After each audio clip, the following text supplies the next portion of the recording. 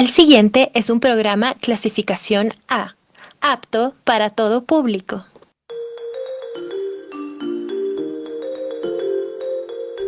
Radio Victoria presenta Ciudad Acuarela. Una óptica de la ciudad desde el arte y la arquitectura.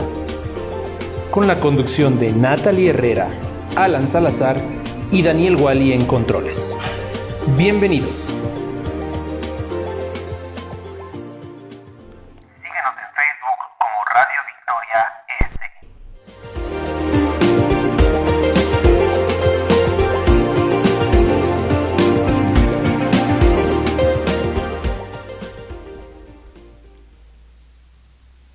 Listo.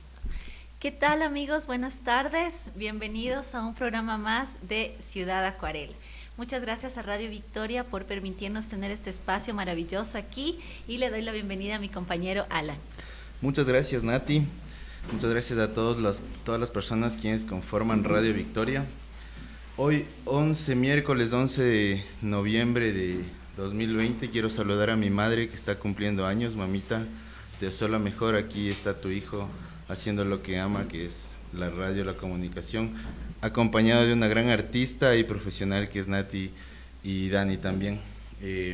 Hoy, Nati, vamos a hablar acerca de una aproximación a la arquitectura desde el dibujo a mano alzada con el arquitecto Andrés Santa Fe, que ya mismo nos va a acompañar.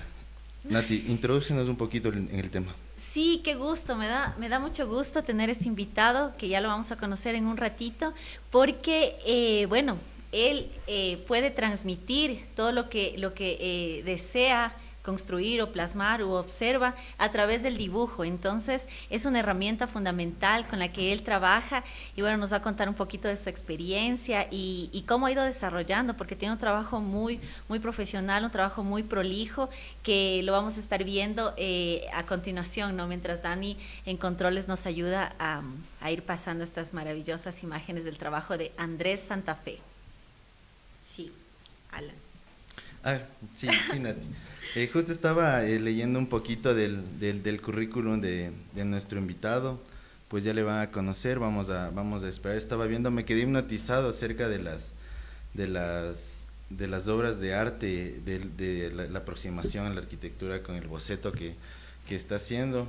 Yo digo, Nati, cada semana llega un artista mejor que otro, y en el quinto programa creo que vamos a descubrir a las personas que estamos un poco alejadas del tema de la arquitectura. Voy a aprender bastante, y cada programa aprendo más de la arquitectura y del arte también, Nati. Así es. Es muy lindo este programa, justamente se llama Ciudad Acuarela por esa relación que existe entre el arte y la arquitectura, y aquí tenemos un gran exponente que nos va a contar un poquito al respecto de cómo puede transmitir todo lo que observa, ¿no? Y su manera, su percepción de cómo atrapa todas estas imágenes en su mente y las transmite a través de su mano y quedan plasmadas ya en una obra de arte, ¿no? En un sketch. Es fundamental poder apreciar todo ese trabajo tan profesional, tan prolijo que hay atrás de lo que luego termina siendo en muchas ocasiones una proyección ya arquitectónica. Sí, para no alargarnos más en esta introducción, vamos a presentar un pequeño video acerca de nuestro invitado, Andrés Santa Fe, un arquitecto ecuatoriano que ha viajado por algunos países también, haciendo quedar bien al Ecuador. Y bueno, Dani me confirma si el video está listo. Con ustedes el video de presentación.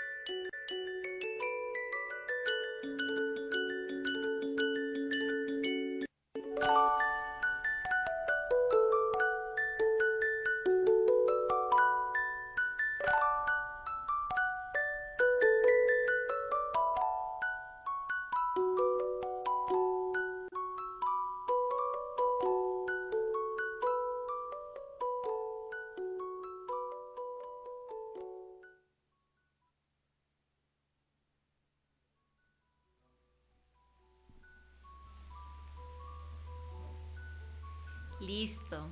Qué maravilloso. Pudimos observar en este cortito video varios de los trabajos de Andrés y bueno, ¿quién mejor que él para que nos pueda comentar un poquito sobre todo ese maravilloso trabajo que nos ha presentado en este video?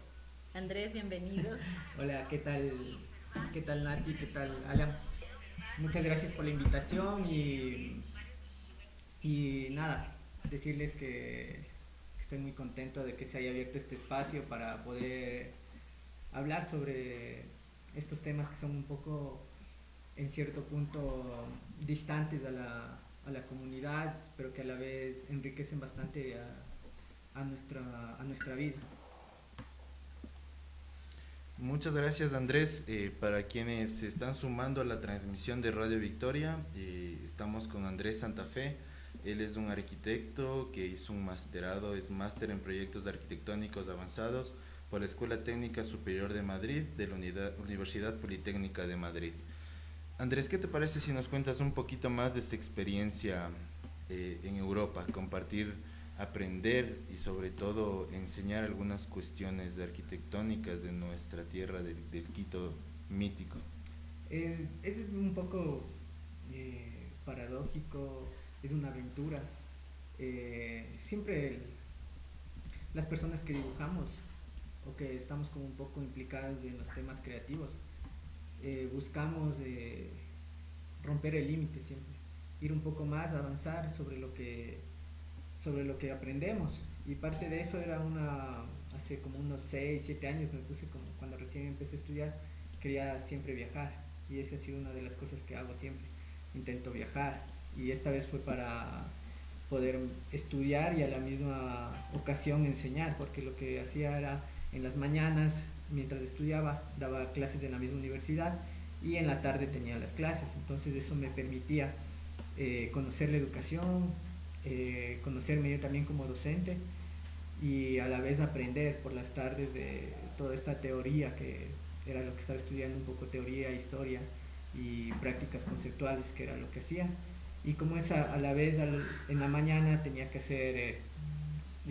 una transmisión de todos esos conocimientos que estaba aprendiendo.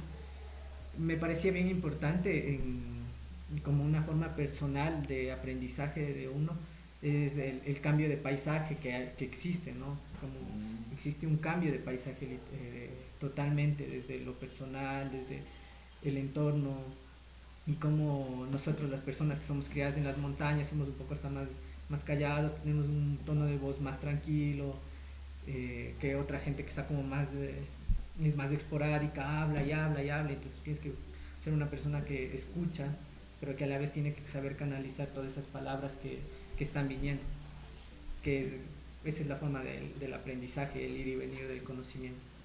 Qué maravilloso, Andrés, me encantó lo que dijiste, cómo el paisaje puede influir incluso en la personalidad, ¿no? En el imaginario colectivo, en el comportamiento colectivo también. Entonces, sí es fundamental y eso poder plasmarlo también es maravilloso. Em, o sea que tú estabas dando clases, o sea, estabas recibiendo tus clases y al mismo tiempo estabas dando clases. Sí, exactamente. Hice un máster en investigación y docencia. Entonces, tenía una línea de docencia en la que siempre me ha gustado enseñar. Siempre es como la forma en que yo puedo aprender de la gente en qué está, en qué ámbito está, es enseñando, porque es al contrario, uno piensa que va a enseñar y lo que termina haciendo es aprendiendo todo. Entonces aprendes de todo, aprendes una forma de pensar, aprendes una forma de estar, que la persona de qué manera se siente y eso es lo que está transmitiendo en ese momento o está haciendo o es lo que te trae para ese momento presentarte o quiere charlar sobre algún tema que le implica.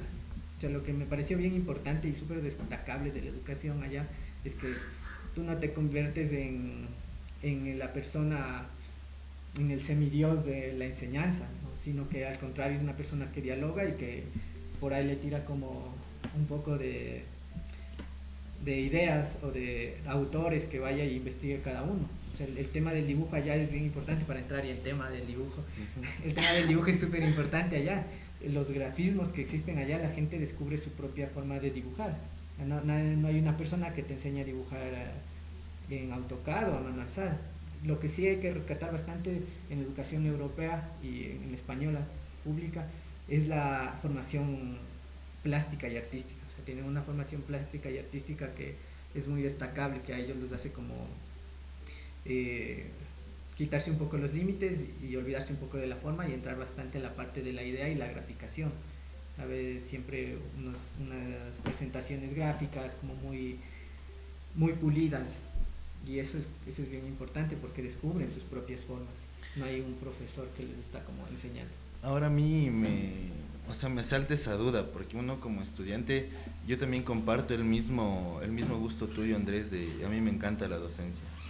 Sí, he podido compartir algunas experiencias de docente que no han sido largas, más bien pequeñas, pero es otra cosa, ¿no? Es otra cosa y más que nada creo que el ser docente es un don que tú tienes, porque no todos los profesores saben dar clases, o saben enseñar, o saben compartir.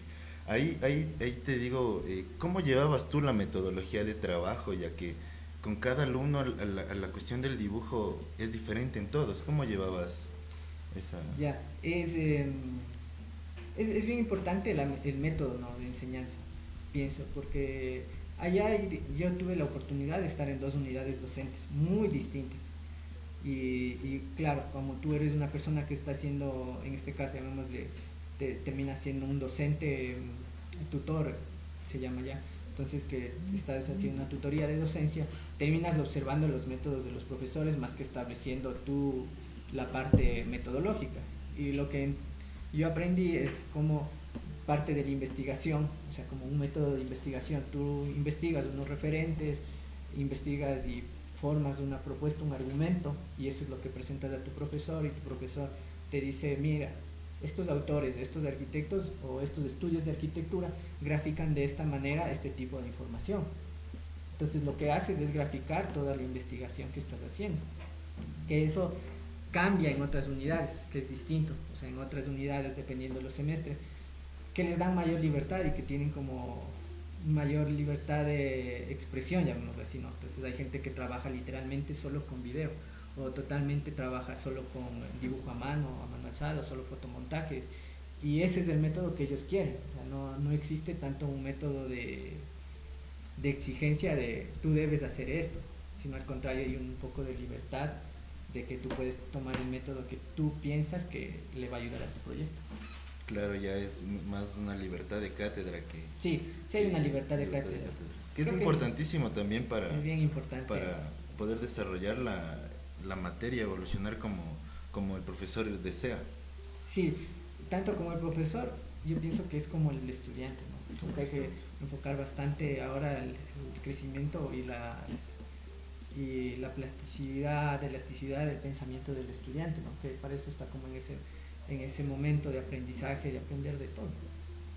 Qué maravilloso, me encanta escuchar cómo, bueno, hay diferentes formas de expresión, ¿no? Y que todo eso pueda ser permitido y todo eso se pueda relacionar con la arquitectura, con el paisaje, con el territorio y que, como bien dices, eso pueda representarse en diferentes grafismos, en diferentes simbolismos, ¿no? Incluso. Entonces, todo eso te permite también tener, bueno, este tema de sentido de pertenencia también, ¿no? De identidad. Cada una de los paisajes que son representados, de los bocetos que son realizados, tienen su contexto, o sea, es como un poco más íntimo el momento en el que tú no simplemente le pasas ya a un computador, sino que tienes un acercamiento previo, una conversación más íntima con el trabajo que estás desarrollando. Entonces eso me parece una de las cosas más lindas. Y como estábamos viendo los trabajos que fue pasando Dani, que nos está ayudando con eso, podemos ver que trabajas en diferentes técnicas, ¿no? Vemos que trabajas como con acuarela, con tinta, con lápices. Sí, verás, yo antes era como súper cerrado a las técnicas. Me gustaba bastante dibujar solo en acuarela. O sea, más que dibujar, me gustaba pintar. Yo siempre decía cuando estaba empezando la universidad, decía, a mí me gusta pintar la acuarela, me gusta pintar y solo me gusta pintar, el dibujo no es lo mío. Pero eso es porque tenía como más que, creo que un trauma, llamémoslo así, del colegio. Yo estudié en el colegio, en el Central Técnico, y toda mi vida fue una educación técnica y aprendí a dibujar desde los 12 años. Entonces eso implica que tenía el dibujo técnico saturado totalmente y lo que quería era un poco dejar eso aparte, pero que ya estaba implícito en mi educación. Entonces solo me dedicaba a dibujar, a pintar acuarelas, así manchaba y después empecé a dibujar como cosas más orgánicas y descubrí el muralismo, o sea, el graffiti, y hice murales y graffiti como por 4 años, 5 años, y después lo volví a dejar, volví a retomar el dibujo técnico con el dibujo artístico, y es cuando nació todo este cruce, estos bocetos de arquitectura con manchas, que a veces utilizo lápices y me di cuenta que era eso, o sea, como mezclar las técnicas y manifestar un montón de emociones que estaban pasando, o en el momento están pasando ideas por tu cabeza, y cada lápiz o cada técnica es como la representación de una idea que está pasando ese momento por tu cabeza y la intentas plasmar. Wow, qué maravilla. Y claro, es probar diferentes formatos incluso, porque trabajar desde la acuarela, que es como una técnica súper delicada, súper fina, súper ecológica, también le digo yo, porque se ocupa un poquito de agua y un poquito de color, mientras que ya hacer muralismo es un tema súper diferente, es ya tarros de pintura, hacer las mezclas a gran escala y bueno, la relación también es diferente. El momento en el que tú pintas con acuarela, estás... bueno, si estás trabajando en tu estudio es como más íntimo, ¿no? Pero si estás trabajando al aire libre, también tienes una relación con el entorno que de cualquier manera termina siendo muy diferente la relación que tienes cuando estás haciendo muralismo. Sí, evidentemente siempre es el tema de la escala, ¿no? El tema del formato, como hablaba Nati, es bien importante saber, porque es como un pequeño miedo adentro que vas como quitándole los límites y pasando y sobrepasando. Entonces al inicio siempre empiezas como, ves la hoja en blanco y dices, no, es muy grande el formato. Y como ese lugar es un lugar de experimentación, pienso que el boceto es un lugar totalmente de experimentación en el que tú puedes desarrollar todas las cosas que te están pasando por un momento, sin importar el formato. Pero cuando ya haces el bocetaje para trabajar una obra que va a tener una mayor escala, entonces hay que tomar un poco ya el tema del formato. Estamos con el arquitecto Andrés Santa Fe, estamos hablando acerca de una aproximación a la arquitectura, acerca de los bocetos y en este tema amplio que se abrió de los muralismos. Vamos a hablar en un ratito, que tenemos unos saludos. Les recordamos a la gente que nos está viendo y nos escucha, a la que nos sigue, seguir a Radio Victoria por Facebook, Radio Victoria EC. Tenemos un saludo de Sebastián Mejía que nos dice: saludos, un abrazo colega Urban Sketch. Siempre es bueno escuchar de la arquitectura desde las manos y pensamientos de un buen intérprete. Te manda un saludo ahí. Gracias, Sebas. Juan Pablo Acosta nos dice saludos amigos. Jimena Aguirre Ulloa también nos saluda y nos felicita. Te mando un saludo y una felicitación también, Andrés. Gracias, Doc Jimé. Katia Carolina nos saluda también. Y Arquitopía, excelente programa y saludos también. Cuéntanos acerca de tus colaboraciones aquí en el... ¿Con quién has trabajado, Andrés? En el muralismo, en la arquitectura, aquí en el Ecuador, en el extranjero. A ver, empecemos por aquí. En Ecuador he trabajado, cuando tenía 16 años, formamos un colectivo en el colegio, que era así como toda esta tendencia izquierdosa que había. Entonces ahí me vinculé, sí, tengo una historia también política atrás, ¿no? Como toda gente que estudia en colegios fiscales tenemos siempre una tendencia de pensamiento. Y me integré a un grupo que era súper conocido en el 2000 y se llamaba el colectivo La Hueca. Este es un colectivo que funcionaba en el norte de Quito y tenía una casa ocupa, que era la única casa ocupada en el norte de Quito. Y entonces ahí había bastantes talleres de muralismo y yo fui parte de un taller y después me metí yo a dar clases porque decía, no, si yo sí puedo dar clases, veía las capacidades que podía y entonces fue la primera colaboración con un colectivo que era el colectivo de La Hueca en el 2006, sí, por esa época. Después dejé la pintura, me metí a la danza, que también hacía danza, en el Ballet Andino Humanizarte, y ahí también tuve unas colaboraciones de muralismo pequeñas así en el lugar. Y después, como para cuando empecé la universidad, estuve trabajando en el Instituto Nacional de Patrimonio, cuando empezó todo este tema de las restauraciones y las catalogaciones de cosas que existen en el Ecuador de precolombinas. Y de ahí en el tema de arquitectura trabajé 2 veces con el Daniel Moreno, trabajé con este otro que se llama Ramón Giacometti, hice un par de trabajos con Uribe como dibujante. Y de ahí he hecho bastantes trabajos colaborativos con algunos profesores que fueron de la universidad y también con un estudio que se llama Estudio 47 que hacen un poco de trabajo de diseño interior. Y lo último que me salió aquí en Quito antes de irme a Madrid, hace más de un año, hice unas acuarelas grandes, o sea, fue lo último que hice de acuarelas grandes, grandes formatos para Estudio K, que es un estudio de iluminación. Y esos ejemplares, esas obras, ¿dónde las podemos ver? ¿Están contigo? ¿Dónde están? Están las últimas que hice, las de gran formato, están en el showroom de Estudio K, que está en la avenida Colón, al lado del Paco de la Colón. Estaba entre la Colón y Amazonas casi. Ahí están esas últimas de gran formato. De ahí, también hice... Murales aquí en la ciudad, ¿dónde nomás? Hice un grandísimo hicimos, pero hace muchos años, no sé si es que exista todavía. Lo hicimos como por el 2012 con este colectivo, el colectivo Sarta Indígena que se llamaba antes, que hacían bastante muralismo. De la Nina Shunk. Sí, exacto. Antes que sean Nina Shunku, ellos trabajaban el Isaac y ya no me acuerdo cómo se llama. Santiago. Claro, con ellos hicimos un mural en ¿cómo se llama este lugar? Se me va el nombre. ¿En qué parte del sur? Sí, que es empezando el sur, en la plaza. Sí, pasando la Plaza Loy Alfaro. Sí, bajando la Santo Domingo, ahí abajo.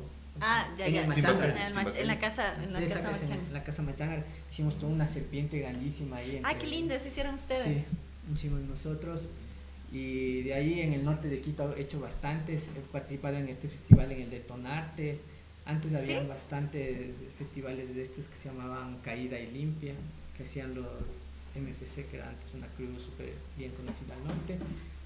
Y esos han sido como los murales que he hecho. Y de ahí he hecho bastantes murales bajo pedido en casas y locales. Qué interesante, Andrés. Wow, me gusta mucho el poder haber trabajado en todos estos diferentes formatos y claro, con diferentes grupos, con diferentes colectivos, que todo eso enriquece, como tú dices, todo este aprendizaje, ¿no? Que se va forjando a través de cada una de estas participaciones, de cada una de estas colaboraciones, que me parece maravilloso. Bueno, a mí lo que me ha encantado es poder apreciar cómo valoran de alguna manera todo el trabajo, ¿no? Porque se piensa que el tema del dibujo, que el tema de los sketches o este tema del dibujo a mano alzada no es valorado. Sin embargo, en el tema de arquitectura, cuando se trabaja, realmente es uno de los aspectos fundamentales, es como el punto de partida, y poder tener eso enmarcado como parte de el contexto y la realidad y el punto de partida es maravilloso. Como dices, que se están exponiendo algunos de tus trabajos y de reconocidos arquitectos, ¿no? Aquí en la ciudad y fuera de la ciudad también. Entonces eso me parece muy importante. ¿Cómo sientes tú que valoran realmente o no ese trabajo del dibujo, del sketch, de la gráfica que realizas? Verán, yo pienso que más que darle un valor, la gente no da mucho valor a las cosas, sino cuando tú le indicas dónde está el valor de las cosas. O sea, la gente como que irle diciendo así, como, a ver, este tema, o lo que quieras, darle el valor, enseñarle el valor que hay detrás, ¿no? O sea, el trabajo que hay atrás, y compartirlo. Yo pienso que es importante difundir el trabajo que haces, o sea, siempre como decirle, mira, detrás de esto, ¿qué hay? Ese es en este tiempo, en esta época, como, ese es el valor agregado que le da a las cosas, es el valor que la gente va a reconocer en sí. Entonces, detrás de una acuarela, cuánto tiempo hay atrás de un boceto. Claro que ya, o sea, yo a esta edad o a esta época puedo decir, yo hago un boceto muy rápido, o sea, yo hago apuntes en un minuto de un boceto en la calle, pero porque ya tengo la habilidad implícita. Pero eso ha sido una educación que yo mismo me he puesto para mí. Claro, es un trabajo constante que se ha ido es una fortaleciendo. firma que ya voy formando mi... Claro, Sí. justamente, perdona que te corte, estaba yo pensando en los murales, ¿no? O sea, como tú dices, Andrés, toda la cuestión que está detrás de lo plasmado ahí. Me refiero a que para hacer un mural aún es mucho más esfuerzo de todos, porque me imagino que es un trabajo en equipo, también es estar con tarros de pintura, con baldes, con escaleras, con andamios, cosas así que también es algo que las personas no vemos, o sea, no vemos el trabajo que existe detrás de este tipo de cosas. Claro, por eso te digo, es bien importante, vuelvo a recalcar hoy, ahora con más énfasis, el tomar fotos, ¿no? El documentar el trabajo. Entonces, cuando tú ves la gente que me sigue bastante en Instagram, ve siempre que subo historias, siempre estoy activo como en las historias de Instagram, de cómo estoy haciendo el trabajo. Entonces hay mucha gente que se queda como muy animada y dice, wow, ¿cómo está quedando? ¿Cómo va desarrollándose el trabajo? Entonces yo utilizo las plataformas digitales, en este caso más de Instagram. ¿Cómo estás en Instagram, Andrés? andresantafe.arch. A ver, te voy a buscar. Entonces siempre estoy generando como esa parte que no se ve en la foto cuando publicas. Entonces siempre hay un trabajo atrás, siempre hay que documentar el trabajo para que la gente pueda mirar. Ahora actualmente tú ves y hay un montón de gente que hace arte en los grandes museos y que documenta todo, así como hasta de dónde está un momento. ¿Es por qué? Porque ahora las tendencias de los medios digitales está en compartir tu vida, que eso viene del arte totalmente, o sea, de compartir el proceso de las cosas, de cómo se están concibiendo. Qué maravilla, eso es verdad lo que dices, o sea, poder compartir ese trabajo que ahora con las redes sociales es un poco más fácil, no tenemos estas herramientas que nos ayudan a poder compartir todo este trabajo y que no se quede guardado, acumulado, empolvándose, sino que pueda trascender y que la gente pueda ver que atrás, como bien dices, hay todo un valor agregado. Es decir, para poder generar este diseño, para poder generar una propuesta, hay todo un trabajo de varias horas, de días, de semanas que se representan en estos trabajos, en estas obras de arte que realmente son muy valiosas y poderlas apreciar es fundamental. Entonces, a los jóvenes arquitectos que nos están viendo, jóvenes artistas, guarden esos trabajos porque son un testimonio de todo el proceso y todo el progreso que van realizando mientras más practican. como bien dice, la práctica hace al maestro, y aquí, como nos está contando, cada día de trabajo, cada uno de los procesos que ha ido generando le ha dado ya la calidad que tiene como para poder ser tomado en cuenta para este tipo de trabajos, ¿no? Y poder compartir todo este tipo de trabajos. Entonces, maravilloso, Andrés.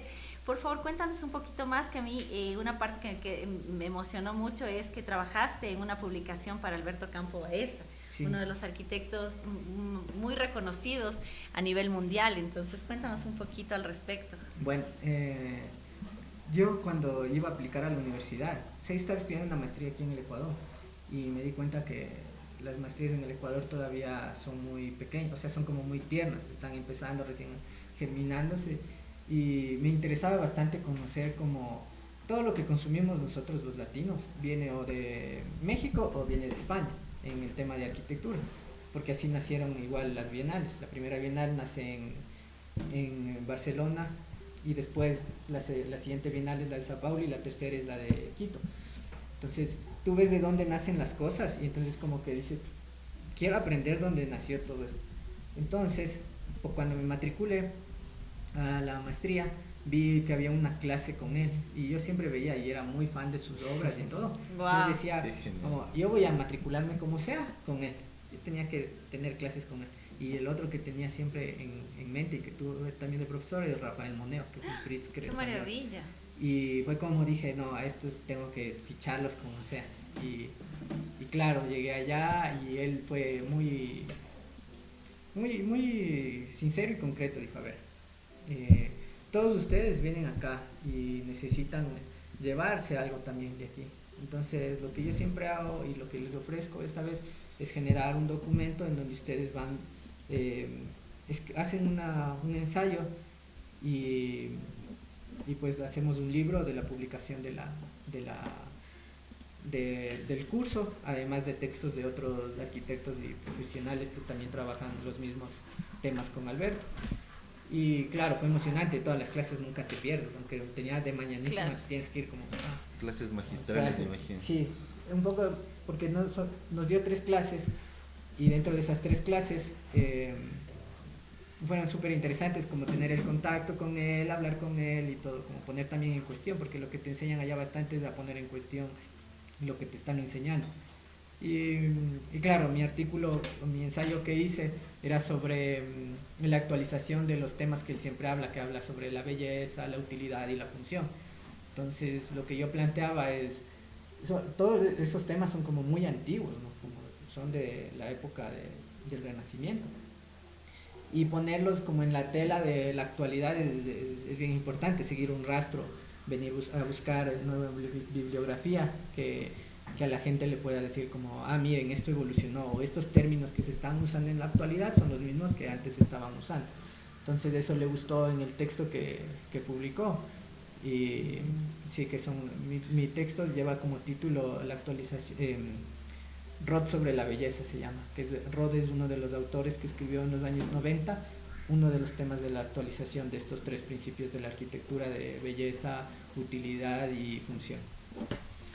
Qué maravilla, me encanta escuchar cómo uno mismo puede ir forjándose el conocimiento que quiere adquirir.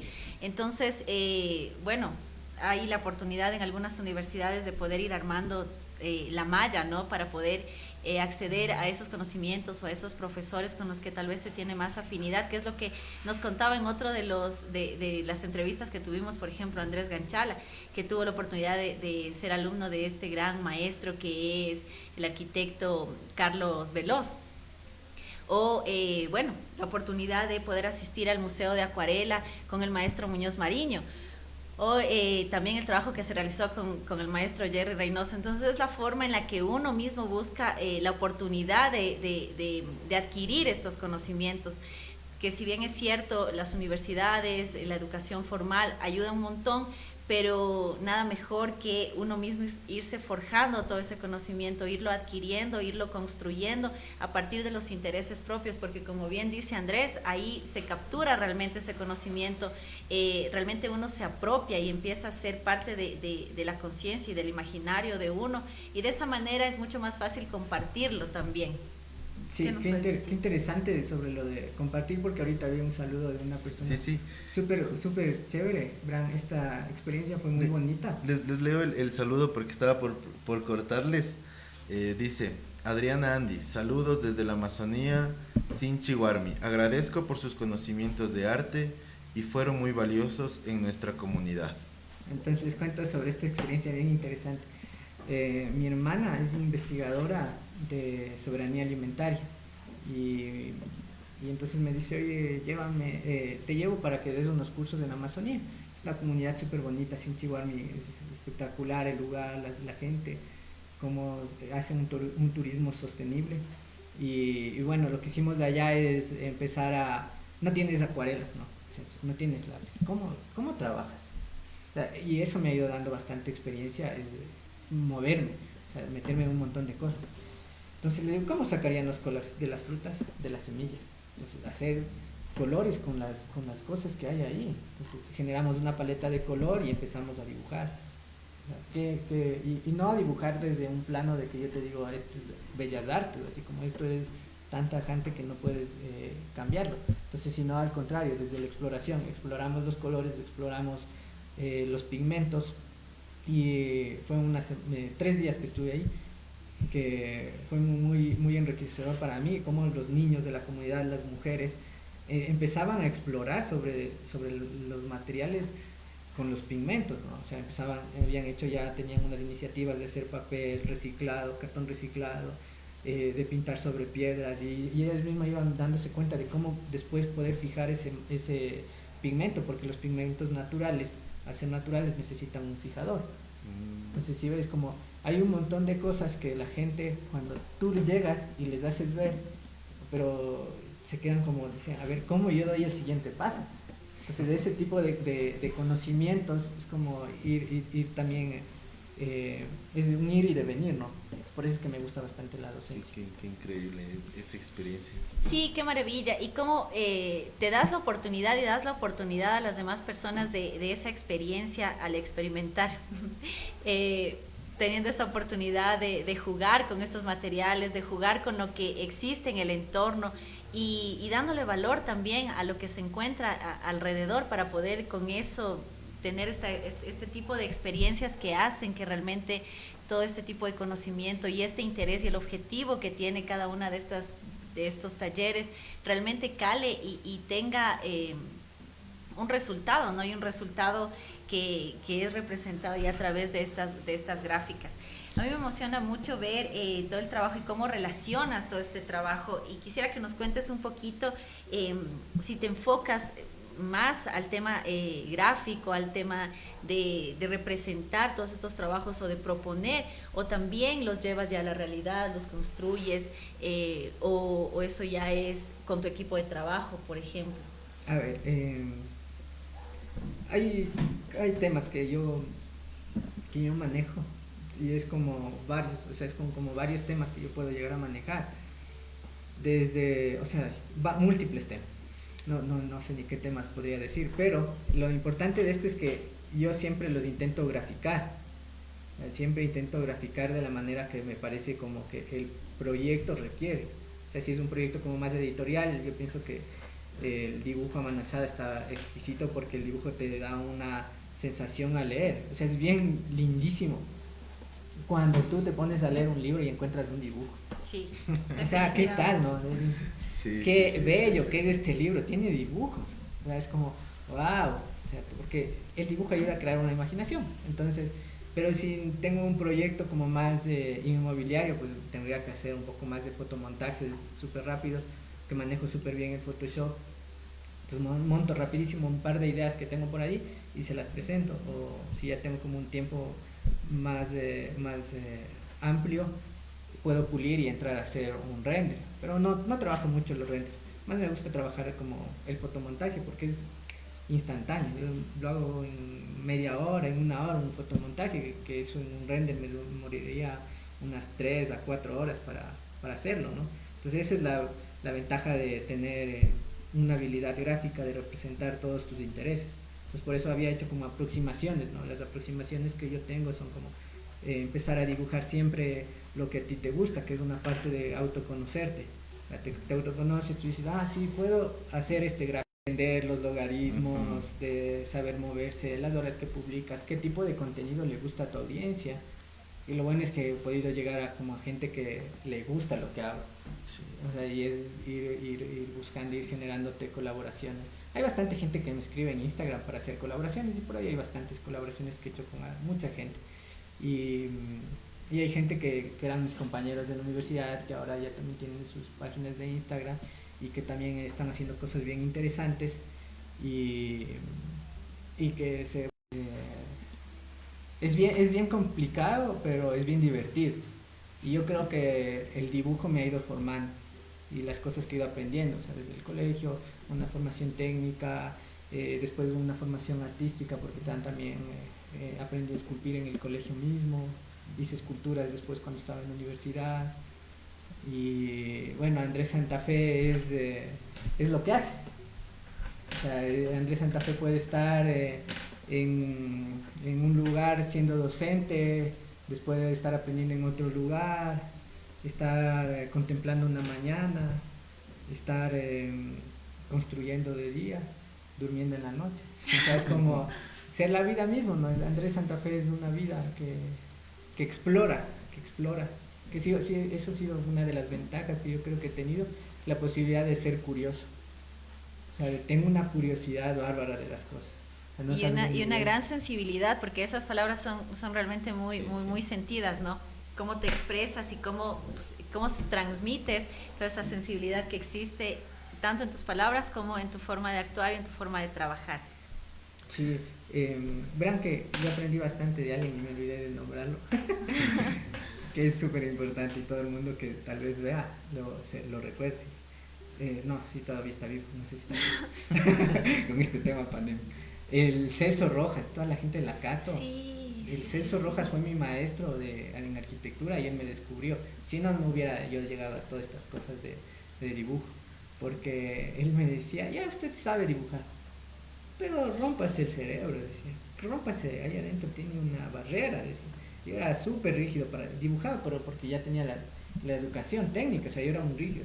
Entonces después llegar a ese tema de la acuarela y él nos decía, ensucie, lave, a ver, pase el corrector, pase la tinta, vuelva a lavar. Entonces tú como que dices, no existe la perfección en este tema. En este tema es como más la expresión y la sensibilidad a la que el ser humano debe empezar a ir a esa parte más humana, ¿no? Más sensible. La tecnología es excelente. O sea, yo me estoy doblando ahora a la tecnología, quiero comprarme un iPad porque quiero hacer esto de cambiar el formato. Sí. Porque me toma bastante tiempo tomar la foto, después meterle a una aplicación y después claro publicar. Que sí. Entonces es medio importante, pero la sensibilidad es personal, o sea, es el conocimiento súper personal de darse ahí. Muy bastante. cierto. Sí. Como siempre nos quedó súper cortito el tiempo y tenemos tanto que conversar con Andrés, pero bueno, le comprometemos a que nos acompañe en otra ocasión para seguir conversando. Y bueno, por mi parte, un gran abrazo a todos quienes nos han acompañado. Gracias a Radio Victoria, nuestra casa, y acompáñenos la próxima semana en Ciudad Acuarela. Muchas gracias, de mi parte me despido. Quienes habla Alan Marcelo Salazar. Ha sido un gusto compartir con nuestro invitado de hoy, Andrés Santa Fe, y por supuesto siempre poder aprender cada día más del arte y la arquitectura. Andrés. Muchas gracias. Gracias, Alan, por la invitación. Nati, chévere su trabajo, que estos espacios son muy importantes en estos tiempos para la sensibilidad de las personas, uno, y dos, para la comunicación, ¿no? Y como mencionaba Nati, esto de tejer las redes de comunicación, y es bien importante las redes, ¿no? En Ecuador son más fuertes porque tú haces este trabajo de Humboldt, von Humboldt, claro, es el primero que descubre uno de los temas que ahora se hablan bastante, que son las redes. En Ecuador él descubre cuando hace el Natural Garden del Chimborazo, este dibujo súper bonito que es un mapa. Él descubre que todo en el mundo, o sea, es el primer científico que descubre que todo el mundo está conectado, porque debajo de la tierra existen unas raíces súper grandes que se conectan, y la misma planta que existe en el Ecuador puede existir en Irlanda o en otras partes del mundo, y la flora da en diferentes alturas, se generan unas familias de plantas. Entonces te imaginas, y es una red a nivel mundial que es la tecnología es lo mismo. O sea, Le comprometo a Andrés también a que nos acompañe a la ruta de Humboldt. de Este una. domingo vamos a estar allá haciendo un trabajo maravilloso de huertos con las mujeres emprendedoras de la ruta de Humboldt. Un saludo a Casa de Colores, a Proyecto Guasi, a Verónica Alvear. Vamos a trabajar este domingo en la ruta de Humboldt y comprometemos a Andrés a que nos acompañe también. Un fuerte abrazo para todos, besos. Gracias. Gracias. Gracias.